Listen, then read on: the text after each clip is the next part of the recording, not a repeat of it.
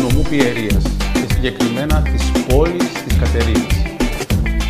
Αφού γνωρίσαμε τις δραστηριότητες και το έργο του Συλλόγου, τους ανθρώπους που υπηρέτησαν και υπηρετούν τα Ιερά Αναλόγια,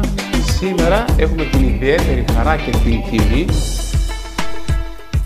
ιεροψαλτών νομού Πιερίας, Όσιος Διονύσιος ο Ενολίπο,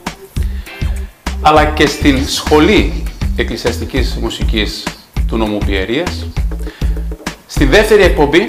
αυτού του αφιερώματος έχουμε τη χαρά και την τιμή να φιλοξενούμε, αλλά και προς εσένα προσωπικά, ότι σήμερα βρισκόμαστε στον Ιερό Μητροπολιτικό Ναό Αγιήσουμε τον πρωτοψάλτη του Ιερού Ναού, τον Κύριο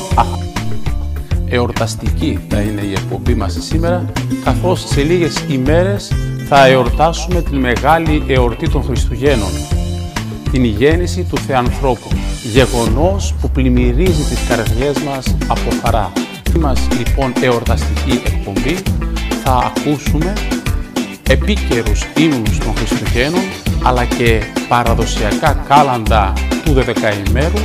από τον γυναικείο βυζαντινό χορό Ευνεάνιδες του Πανεπιστημίου Μακεδονίας Θεσσαλονίκης, σε συνεργασία με το καλλιτεχνικό εργαστήρι του Ιερού Ναού Αγίου Θεράποντος κάτω. Σας υποδεχόμαστε και σας καλωσορίζουμε στην σημερινή μας εορταστική εκπομπή, η οποία μέσα από την υμνογραφία και την υμνολογία της Εκκλησίας μας, αλλά και την πλούσια μουσική μας λαϊκή παράδοση και το λειτουργήμα του ιεροψάλτη. Σήμερα έχουμε την ιδιαίτερη τιμή και χαρά να βρισκόμαστε στον Ιερό Ναό Αγίου